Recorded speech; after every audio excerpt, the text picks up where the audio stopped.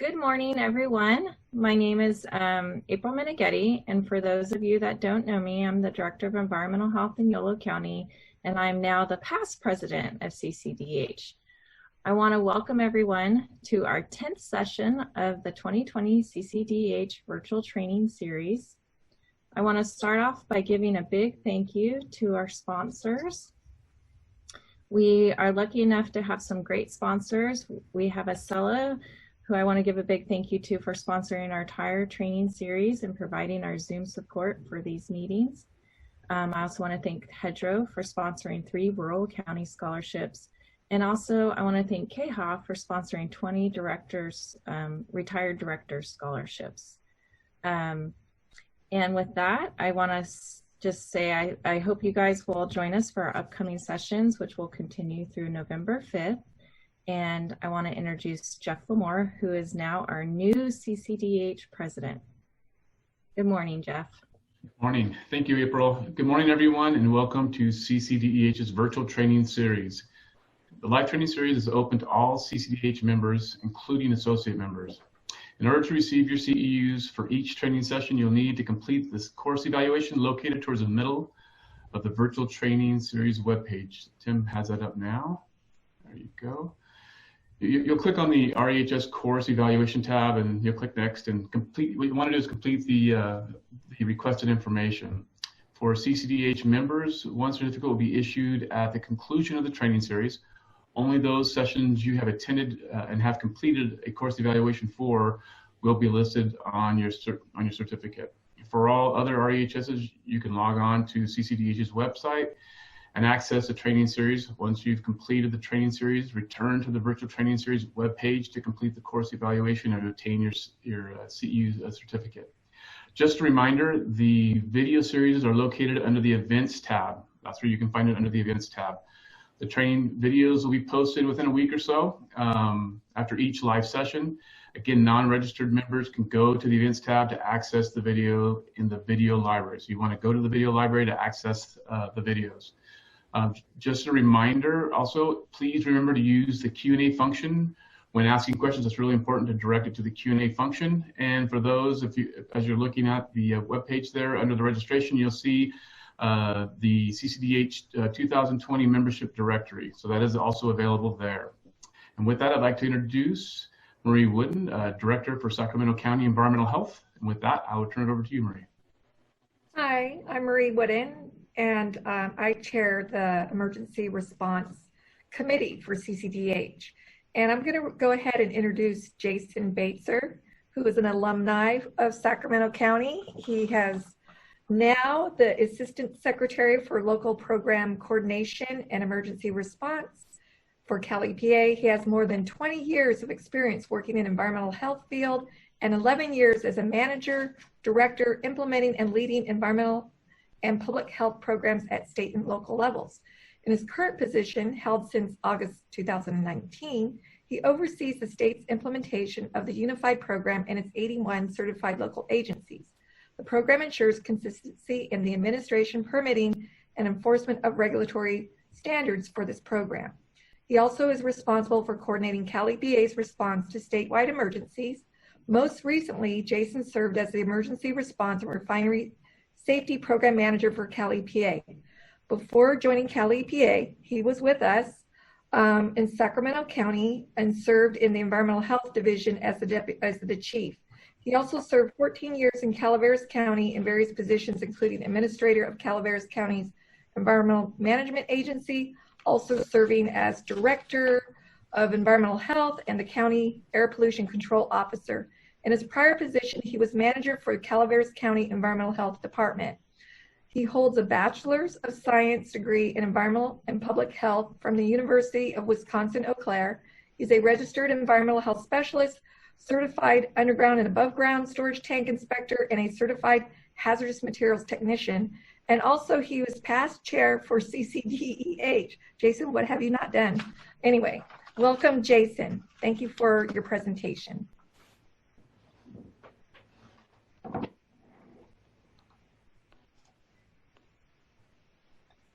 Good morning, everybody, and thank you for the nice introduction, Marie. Appreciate it, and thank you to CCDEH for having me present today. I guess the timing is unfortunately good considering our current state of affairs. So with that, I just wanted to take this opportunity, and Marie asked me in July, if I'd be willing to present, and who knew where we'd be at this point in time. With our current state of the state with disasters, including COVID-19 response. So I really wanted to look at today and share with all of you, CalEPA's role and the board department's office's role in supporting all of you in emergency management, both in the response and the recovery side. And I know a lot of it may seem fire focused, but I want to make sure that we're covering all disasters.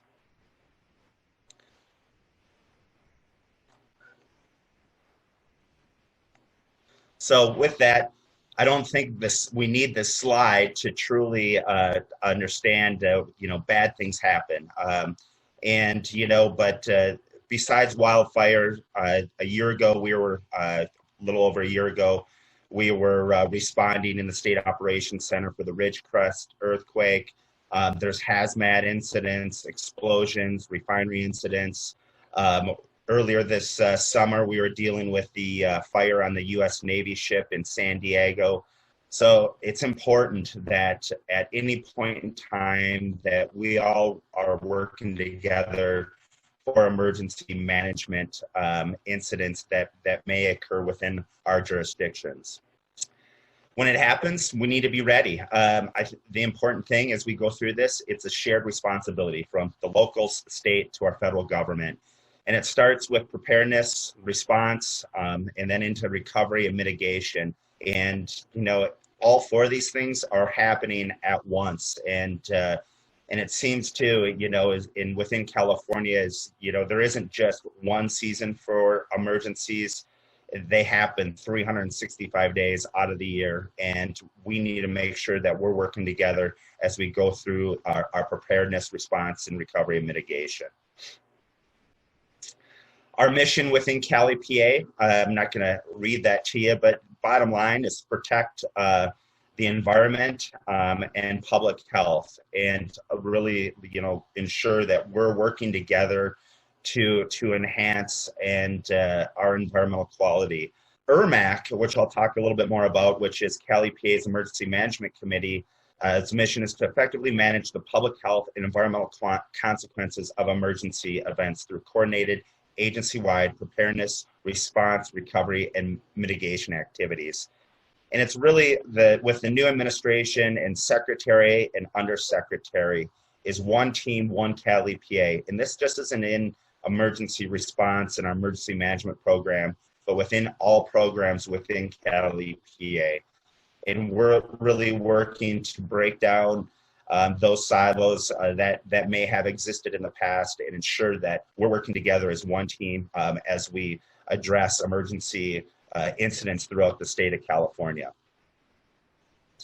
Within our ERMAC, with our different boards, departments, and offices, we have our EOC within CalEPA, but we have the State Water Resources Control Board, the Air Resources Board, Department of Pesticide Regulation, Department of Toxic Substance Control, CalRecycle, and the Office of Environmental Health Hazard Assessment. That's our internal group. We also have our external group, which is California Department of Fish and Wildlife Services, and also OSPR underneath that, CDPH, US EPA, Cal OES, and CDFA.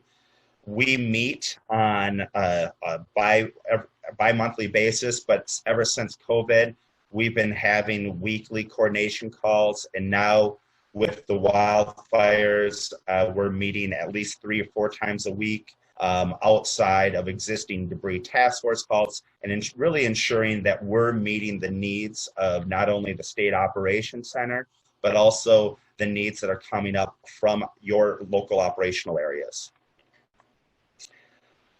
So emergency management in California. This is a slide as of October 5th showing the the current wildfire events. Within the State Operations Center, we're tracking currently 22 wildfires.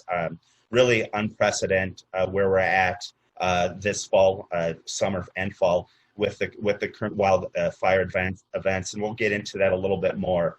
But I just kind of want to, as we go into this, kind of provide that broad overview of how emergency management is set up, not only within CalOES, but within CalEPA. We've all witnessed this and seen this even within my time as a director in environmental health, but we as environmental health have an increasing role during emergencies. I think we can all admit and agree that emergency management is now one of our programs, like food, CUPA, land use. Emergency management is a program that's within all of our jurisdictions, and we have an increasing role leading, especially those recovery efforts. Recent events has impacted us all with COVID-19, PSPS events in many of our jurisdictions, and making sure that critical infrastructure is getting the assets that they need to support our communities. We have our fires, but all of these events happening at once makes our response and recovery more complex.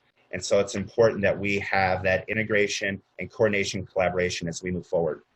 These activities are labor intensive. Talking to many of you throughout the last 7 months, especially on the unified program front, seeing how the pandemic has impacted our programs at the local level, and then we throw wildfires, PSPS, and other events. It really is taxing. And so as we go through this, it's important that we work together to help mitigate and manage these events as they occur. One key point, and I want to make sure that, I want to communicate to all of you, and that we look at the state operation level and even at the federal level. All emergencies start and end at the local level. All of you at the local level are the incident commanders. They start at your level and they end at your level. And we as a state agency are here to support you in your needs and your asks as we move forward.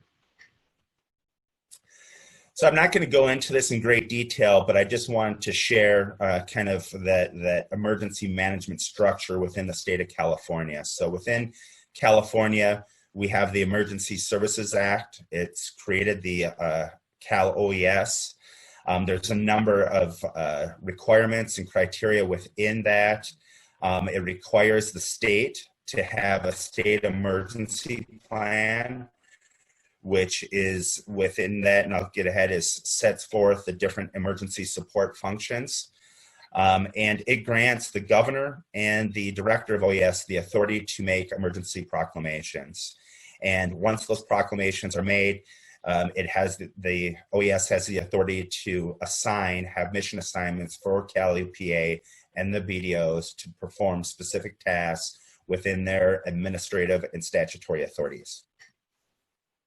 So how do we, as CalEPA and the BDOs, prepare for emergencies? Well, within the state emergency plan, CalEPA is a lead for ESF 10, that's Emergency Support Function 10, which is oil and hazardous material. I don't want to, within that, it really seems focused on the hazmat side, but it also includes the other statutory authorities within the BDO. So for instance, the water board, drinking and wastewater facilities and systems, Department of Pesticide Regulation, working with the local agricultural commissioners and supporting their efforts during emergency, Air Resources Board, and we'll be getting into this. So ESF 10 is one element of all the emergency support functions. And then we also support many of the recovery support functions. And just to go over this, here shows a listing of the emergency support functions in 10. As you can see, CalEPA is a lead for ESF 10 and supporting those other emergency support functions highlighted in it's important here. I just want to make note.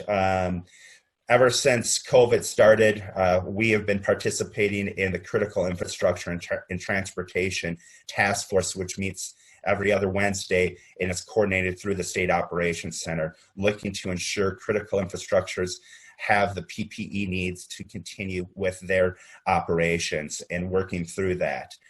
We work with our CalEPA fire and hazmat partners during hazmat incidents, during the U.S. Navy ship fire. We are working with them and our federal partners to ensure that the necessary resource, that the Navy had the necessary resources, and also the locals had the resources needed to respond to that event. And so there's a lot of different support functions here that all that coordination takes place within the State Operations Center. And now, as we're moving into many of the recovery aspects, especially with the fires in the LNU complex, CZU, and Creek Fire and SQF fires, also the North Complex Fire, we are supporting all of those efforts. We don't lead, but we're supporting in those efforts. Just kind of, within ESF 10, I want to highlight we have a lot of expertise.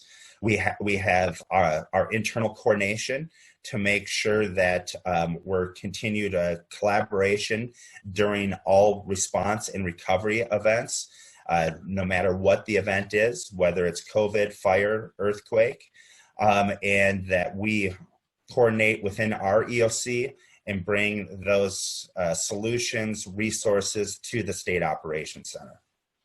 Currently, we've been activated, as I mentioned, since March 6th in the State Operations Center for the COVID-19 response, and we were also activated August 18th for the wildfires. Wanted to touch here, again, goes back to a point made that all emergencies start at the local level and end at the local level. But we have kind of that ICS structure of going into the field, local government operational area, which is your county area, and your local OES, EOC, and to the region, and then up to the State Operations Center.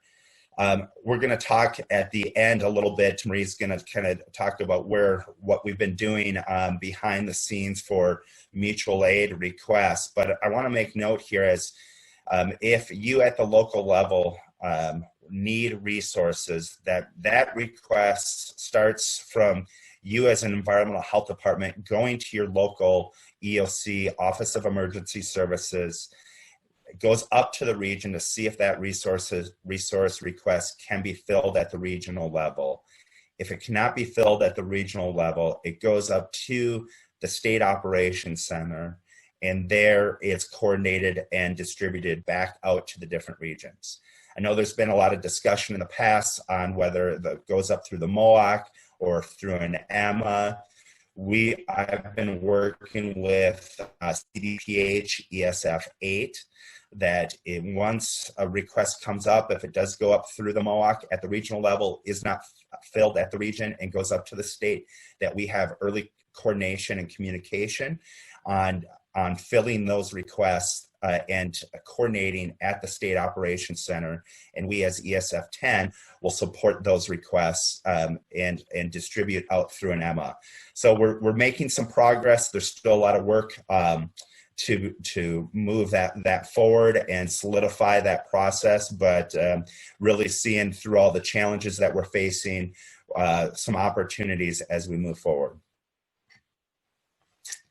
So one of the first things that we need to make sure that we do as locals, and I have here, is declare that local health emergency. And that's, many of you are familiar with it, unfortunately. But that is, declaring that local health emergency is so important to really open up that door to get state resources. And you don't have to wait for the state to declare their emergency. Through the Emergency Services Act, the governor, as I mentioned before, can proclaim an emergency.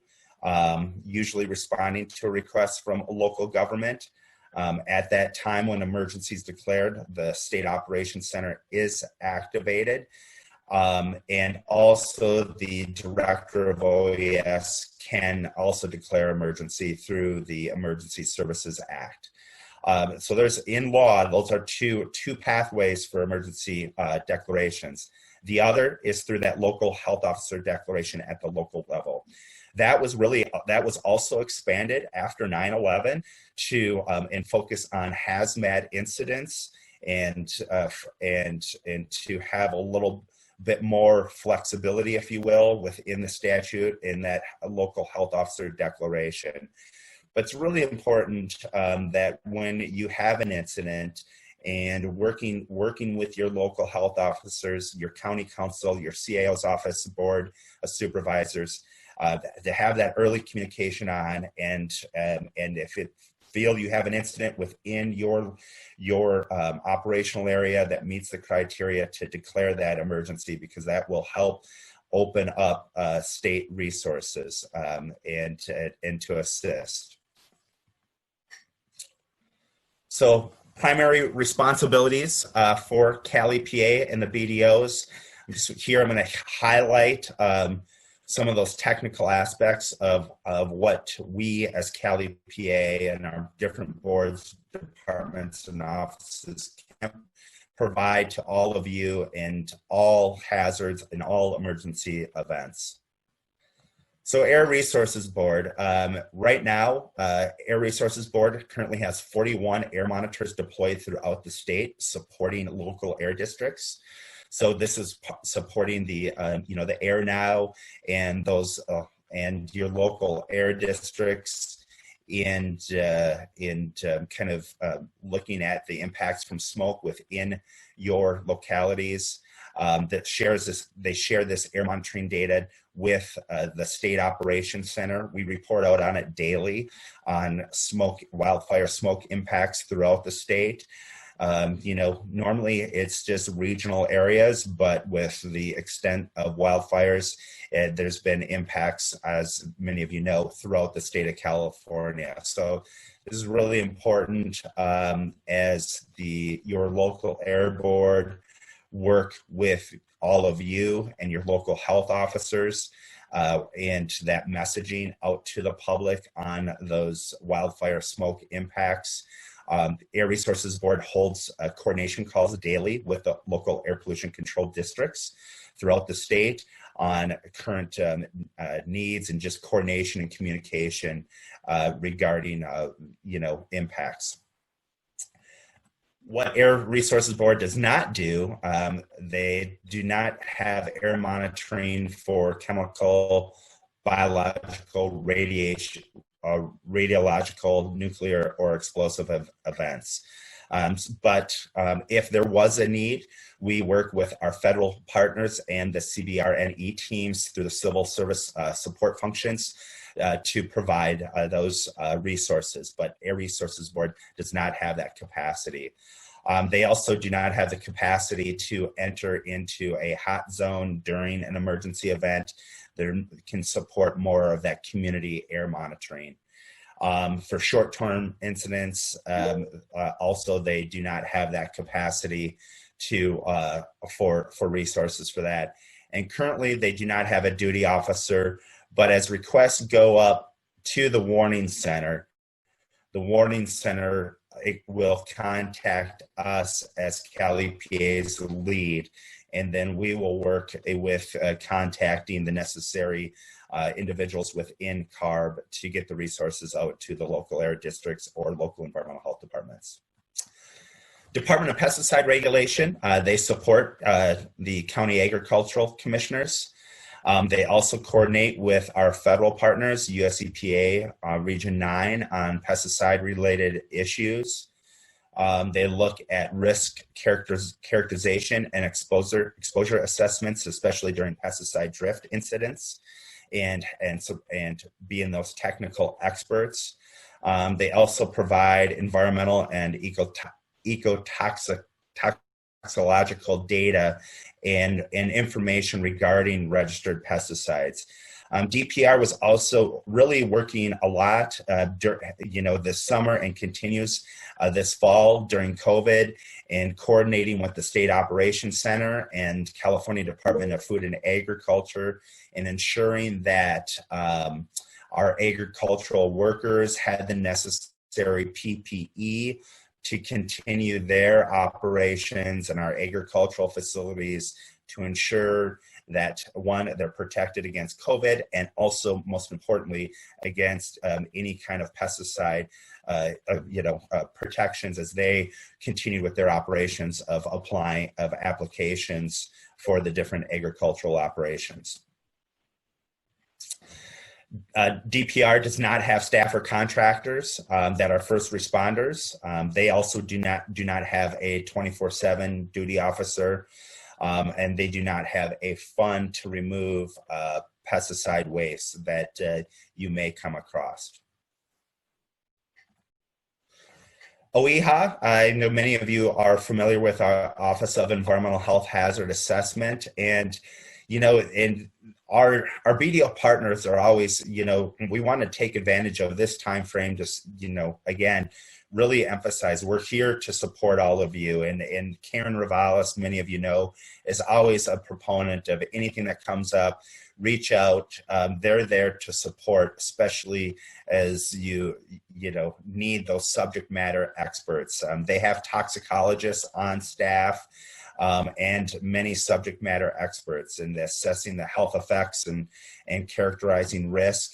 They help CalRecycle and help you develop those cleanup goals for those private property debris removal programs after a wildfire event. They also assist in providing the safety assessments for relating to oil spills in our inland waters and ocean waters. For protecting our seafood industry. They're willing to review sampling data and provide recommendations. Most recently, during the fire on the U.S. Navy ship, they were looking at the data from both the local air district that they procured and from the Navy, and reviewing that data and providing characterizing that data and providing information to the local air district so they can then communicate that out to the public to make determinations on health impacts within those communities that were surrounding that event. OEHA does not have laboratory services. They do not provide certifications of clean, safe, or free. Again, they're providing the recommendations and their analysis of the data. They do not have enforcement activities or cleanup activities, and they also do not have a duty officer. But again, as requests may come up through your operational area or to CalEPA, but we work with the Warning Center to make sure that we get the necessary resources to those who request them. State Water Board, we have underneath the State Water Board the Division of Drinking Water. Most of you know that, and also our regional boards. But they're there to support all of you. I know during the Ridgecrest earthquake, regional board staff or Division of Drinking Water staff were in the EOC to support and help San Bernardino County during that incident. We've been working with Santa Cruz County and supporting them, environmental health with their impacted drinking water systems, and then also those systems that are impacted that are permitted by the Division of Drinking Water. Staff are also working on with the debris flow task force, so looking at impacts of those areas, especially those steep slope areas, and working with CAL FIRE and all the other state agencies from their assessments of, as we get into this rainy season, of possible debris flows and how we can best mitigate to protect our infrastructure, residents, and our drinking water sources. State Water Board does not have jurisdiction over the State Water Project. They also prevent and respond to floods, droughts, and catastrophic events that would threaten public systems and water resources and management systems. But, you know, through this, as request comes up, I want to also note here, this last year, John Elkins was hired on by the State Water Resources Control Board to start up their emergency management program. They now have 6 staff and to support their emergency management functions and also support our CalEPA ERMAC. And they're very leaning forward on all hazards, earthquake, wildfires, drought, etc. So we got a great team there that has been built up and supporting CalEPA. DTSC, I know many of you have worked with Adam Palmer and his team within Department of Toxic Substance Control and their duty officers to support illegal drug labs and abate those hazards. And also releases or threatened releases of hazardous substances.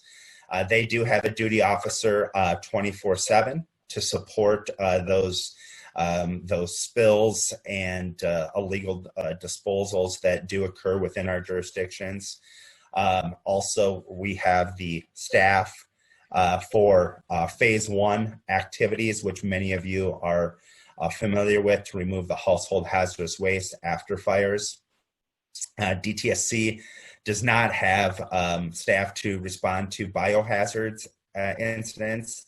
That's actually EF8 function along with the radioactive. They do not have staff and contractors that are first responders. That's your local hazmat teams. They also do not respond to releases of waste oil, petroleum fuels, or fuel spills. That's working with our OSPR partners within the California Department of Fish and Wildlife Services. A little bit more on DTSC on phase 1. They have worked with US EPA over the last few years in developing a collector app for household hazardous waste. This collector app is a great dashboard to look at their activities in as they move through phase 1, and also provides that basis for phase 2 to help our CalRecycle partners as we move into that, or even the county if it's a county-led phase 2 program. But it's nice to have, you know, over the development of this app over the years, that it's transparent, it's for the most part real time, and really lets your community know where we're at in the recovery process for that phase 1 effort. This is a current dashboard of the LNU complex, and DTSC has completed those phase 1 assessments in Lake County, is working through a couple hard access issues in Sonoma and Solano counties, and continues in Napa County as they from the LNU complex, and unfortunately to be, you know, looking at what's happened with the glass fire, but working with the county during not only that with the current events with the glass fire, understanding their efforts, and still trying to continue with the phase 1 for the LNU complex. So very complex events, but you can find this on the DTSC webpage. I know many of the counties link this up for their public facing recovery pages as they move forward with their recovery efforts. And moving into kind of our phase 2 in the wildfire discussion, but California Department of Resource Recycling and Recovery. Want to make a note here that last year they also received funds to start up a emergency debris removal operation team. They have a deputy director of recovery operations, Tina Walker, who used to work with OES, leads that. Bob Healy is a supervisor in that program. Many of you worked with Bob. But I mentioned this is that within CalEPA and our ERMAC, the governor's office has obviously seen the importance and the need to strengthen our resources within CalEPA for these response and recovery efforts. And so they're building that team up right now as they move forward with current recovery efforts. But within CalRecycle, we're there to support the LEAs, look at waivers for landfills as the phase 2 starts up in many counties and exceeds those capacity and permit requirements for tonnage allotments. Also, they provide guidance. I think it's important to note here, even if you don't get state assistance for phase 2, we have teams both within DTSC and CalRecycle to provide guidance and assistance to local jurisdictions to develop debris management plans, not only to develop those plans, but to assist with the cleanup goals, to provide training to your staff, contractors, as we move forward.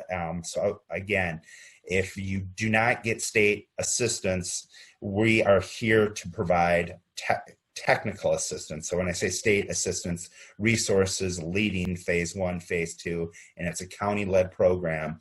We're here to support you even through those county-led programs and help you through those recovery efforts.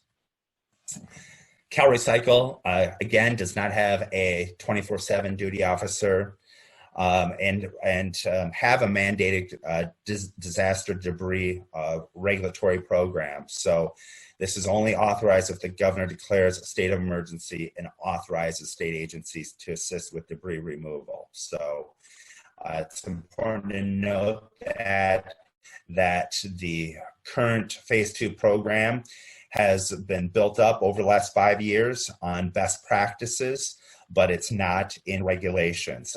It's been built up to protect public health and the environment from other impacts and make sure we get that debris off the ground and that ash, but it's not a program that's in statute or in regulations at this point in time. So our debris mission is to protect the public health and safety and the environment from ash, debris, and hazardous waste from burned home sites following the wildfire land. And this is not just a wildfire, but also earthquake.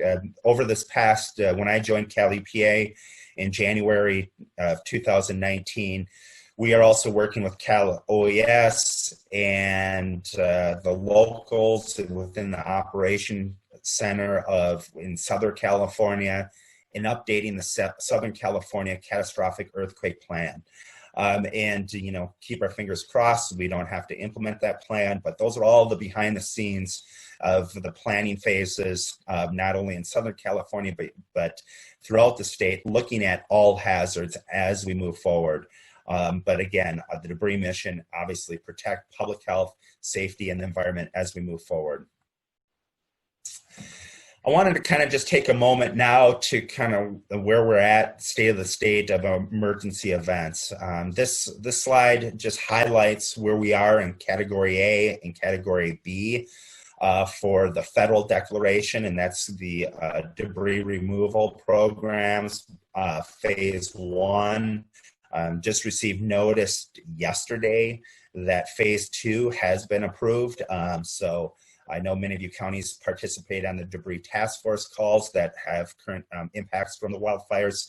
So phase 2 approved for those counties in the FedDAC. They're still determining what phase 2 looks like. Hopefully we'll know real soon so we can move forward with those final development of the ROEs with that. But I want to highlight here, the past couple of years we've had with Camp and Wolsey Hill Fire, DTSC was in those 2 operational areas. Right now, we're in 6 operational areas, Lake, Sonoma, Napa, Solano counties, and Butte, Nevada. We finished phase 2 in Lake and Nevada County, and then US EPA is in, I'm getting ahead of myself. US EPA is in Santa Cruz, San Mateo, Santa Clara, and Monterey County.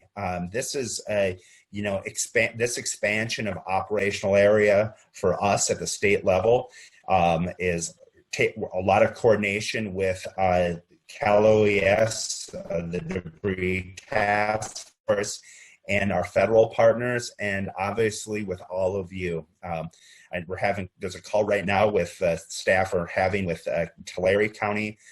So the key here is that we have to coordinate, work together to during this recovery process as our resources are being pushed to their limits, how we can best work together to get through both phase 1 and phase 2. And that coming soon, well, it's here for phase 2. So that's good news for everybody. So in wrapping up, all hazards within CalEPA, ESF 10, we have a lot of resources. There's many things that are happening within California. We're obviously a disaster-prone state, but we also have leading programs throughout the state. And those are leading programs that start at the local level.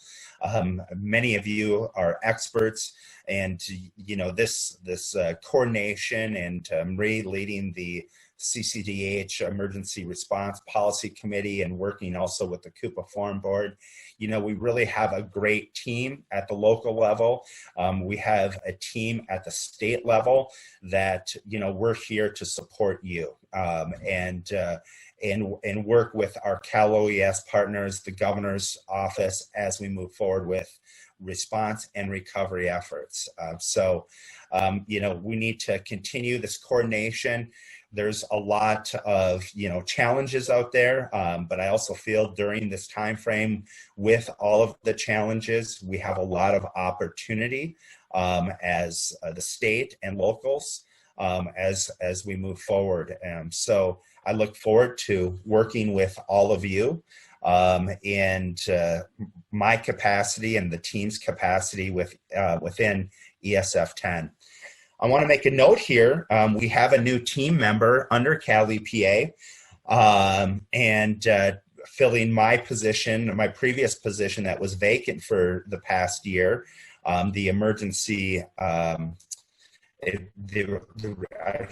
me back up, the Refinery Safety Program and Emergency Response Manager, and that is John Elkins. So John has graciously accepted the offer and has been with our team for a week and a half, and wanted to make that announcement today. And we'll be pushing an email out to both CCDEH and the CalEPA Forum Board. So, and also on our team is Christy Placencia, who has been with CalEPA, worked through many disasters, and is a great asset to the team. So I just wanted to take that moment to welcome John to our team. He might have joined the call. I know he was participating in some coordination calls earlier this morning with OES and some counties.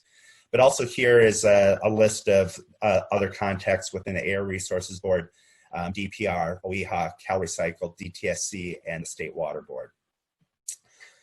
So with that, I want to thank all of you for your participation. I wanted to leave a little bit of time for Marie to discuss where we're at in working in a survey that she's working on, and identifying some resources for possible future mutual aid requests, and also some time for all of you to ask me some questions. I know there's a lot of moving parts out there right now, especially with COVID and the wildfires and impacts within your operational areas.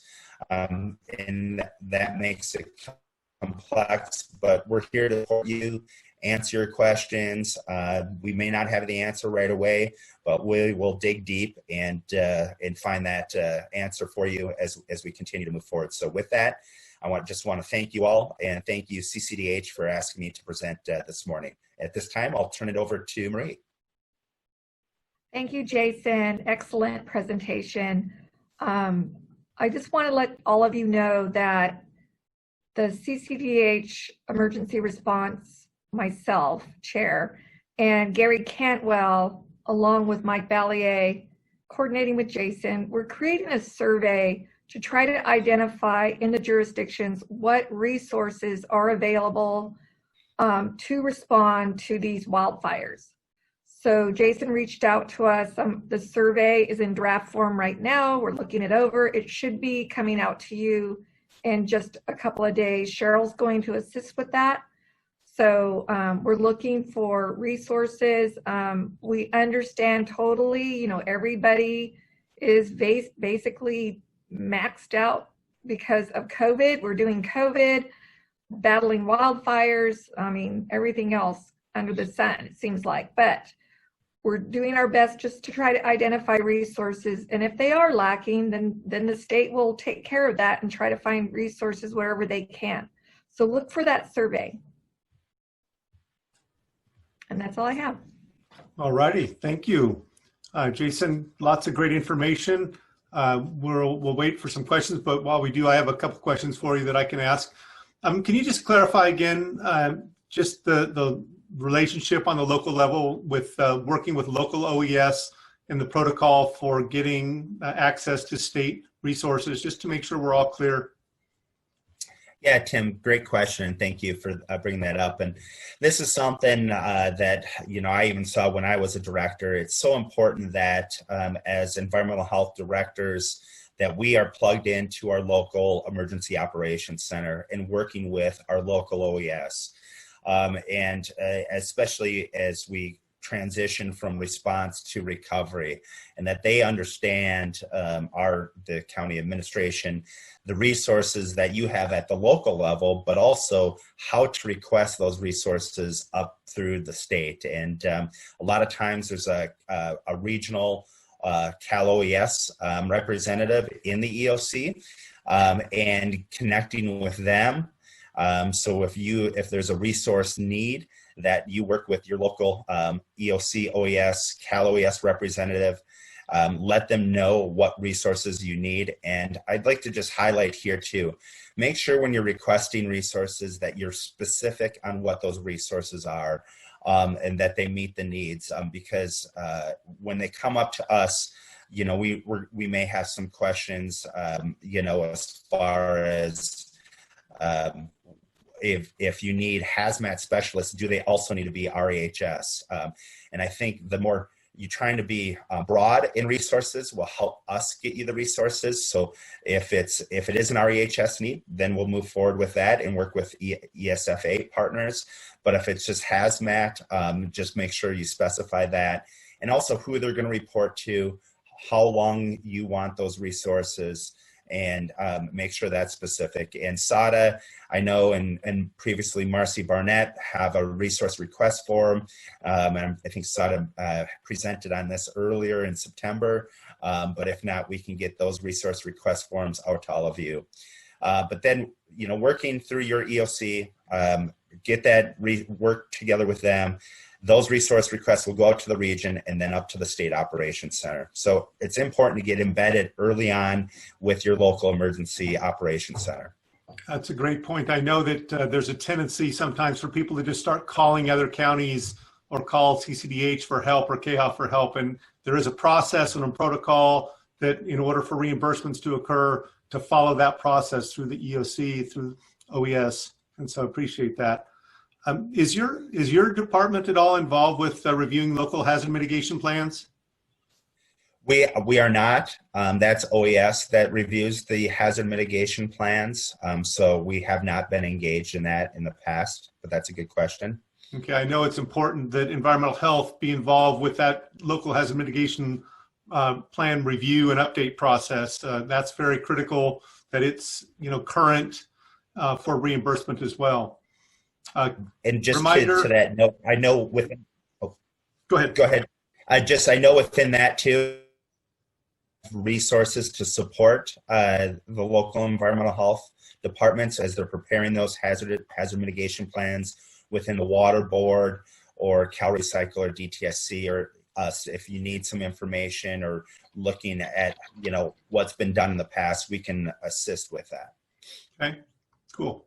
I know from the Camp Fire and going through that terrible event in Butte County when I worked there, after the fire was over, the cleanup, which was done masterfully, coordinating with DTSC and environmental health.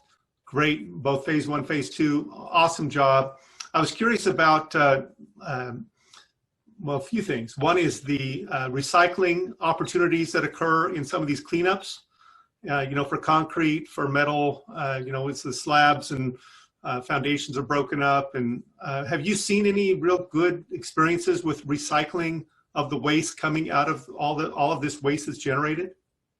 Yeah, that is a priority for CalRecycle and their debris management plans, both at the state and even if Army Corps is leading it, but making sure that the debris is separated and recycled. So metal going off to be recycled along with the concrete that was separated.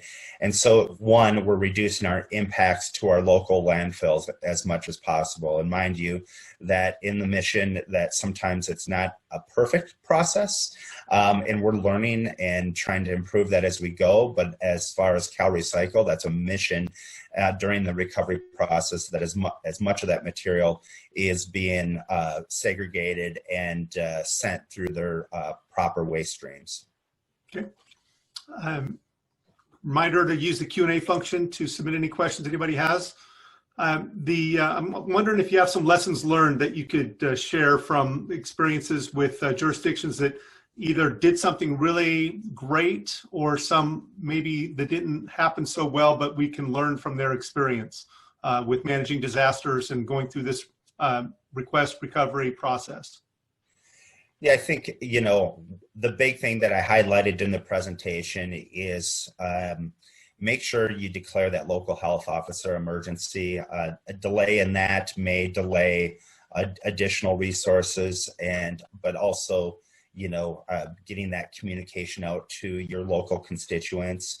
I think part of it is working with your local PIO. If you have a PIO, if you don't have a PIO, you can always request for one through CalOES. But getting that communication out early to your constituents about the hazards of debris and ash from a wildfire event or any event, I think that coordination that coordination and communication to your constituents is important.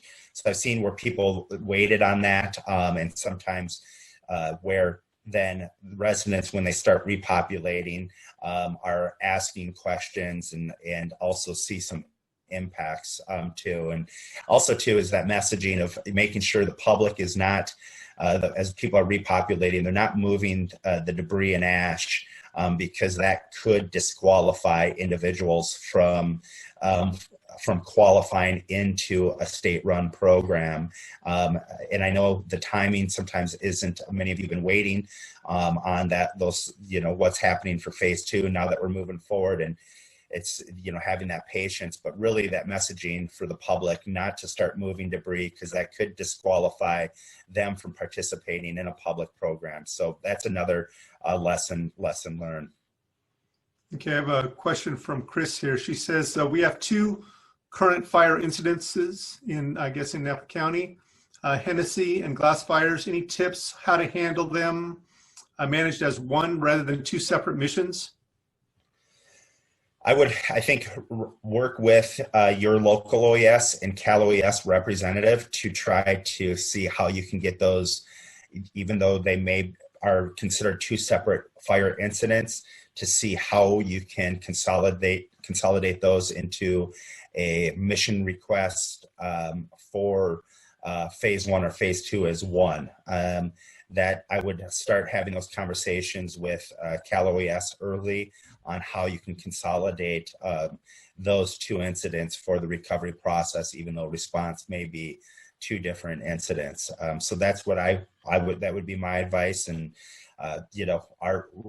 we're here to support you, waiting for additional mission assignments for those events. We haven't received those yet. I know our teams are working through the LNU complex and really want to be sensitive to you and your constituents, Christine. So, here to support you as we can wait for additional mission assignments. Cool. Thank you for that. Let's see. So I think we have another one coming in. Oh, she just says thank you. Okay, she'll follow through with that. Can you talk about, I know after the campfire, we went through about a year-long process of the phase 1, phase 2. And so all the waste was removed and cleaned up. The Paradise and the county were in good shape. But then we were confronted as people were wanting to rebuild with all these hazard trees. And we were concerned, and we had trees falling down both in the public right of way and on private property. These are trees damaged by the fire. And so I'm wondering what your experience is as a follow-up to working with Butte County on a hazard tree removal program, another ROE process. And is that something that is kind of a new program that's going to be out there, or is that just a one-time thing that happened with the campfire? That's a great quick question, Tim. That was CalRecycle's first mission assignment for trees. So definitely a learning lesson. We're waiting to see what future mission assignments will be for trees, but we've had communication early on that we would, wanting to know sooner than later. So when the ROEs go out, we can have the tree ROE as embedded into the phase 2 ROE. So that will reduce that, back and forth with those people that are impacted of completing multiple ROEs for different tasks that are being completed within that operational area. So we've been having conversations with CalOES, and timing's everything, right? During an emergency event, and so we're, our lessons learned is how can we try to be more efficient with this process. And also there's a lot of different people marking trees, from PG&E to different contractors, and how can we better align so we know what the markings are, who's marking, and work through that process. The tree removal process is not new for locals that have done it in the past, because that's normally been done through the Public Works program. But with the campfire, CalRecycle is mission assigned, and so we're working through those lessons learned with that. So also just want to make a quick note on the phase 1, and as we're moving forward, we really look to you, the locals, to help us identify those high hazard areas. And with these current events, we're dealing with properties damaged at 7,000 feet, knowing that there's going to be snow soon, and timing is, on whether we get mission assigned or it's going to be a county-led program. But nonetheless, is when we enter into your jurisdiction, we really need that coordination and that input of what are impacts not only to public health and environment, and how can we best deploy teams to mitigate those impacts as part of the recovery effort. It's, protecting our watersheds, water supplies, and public safety. Cool. I think the last question I have for you, Jason, is on the phase 2, how can you give us any insight, I guess, to how you determine if CalRecycle or the Army Corps is going to be the lead for phase 2? Yeah, it's really a numbers game on who's going to be the lead. And at this point in time, I don't have that crystal ball. I wish I did. It's a lot of communication between CalOES, FEMA, and Army Corps, and CalRecycle, and CalEPA. Right now, I can tell you that from my understanding over the last couple of days, that the current phase 2 are going to be led by CalRecycle. If the operational areas keep expanding, we're still in the height of, wildfire season and PSPS events, as it being just the first week in October. And I think we're all welcoming these cooler temperatures.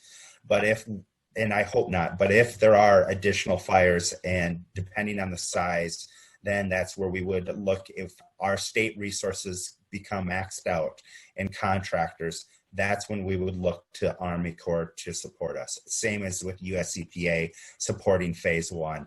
If we start getting maxed out within phase 1 activities, that's where we ask US EPA to come in and assist. And that's why they're helping out in the CZU fires right now. Fantastic, thank you. Great job. I want to give you a final chance to say any final closing comments before we wrap it up here. So I'll turn it to you, Jason or Marie, to make a final comment. Just my final comment is we're here to support you. I know many of you, you have questions, please reach out. And in all hazard events, I know we talk a lot about wildfire, but with as things come up, we're here to support you as locals. As I said, there's a lot of opportunities as we face these challenges, and I look forward to working with Marie, CCDEH, and the CUPA Forum to further support all of you that have impacts right now, and also planning as we move forward. And just thank you for this opportunity. All righty, Marie, the final word. Thank you, Jason. That was an excellent presentation, and I'm just so glad I get to work with you.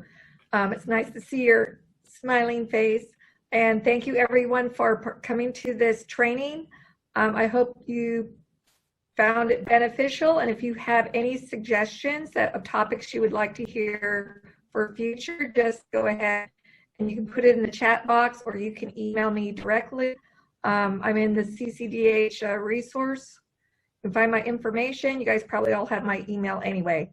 So thank you very much.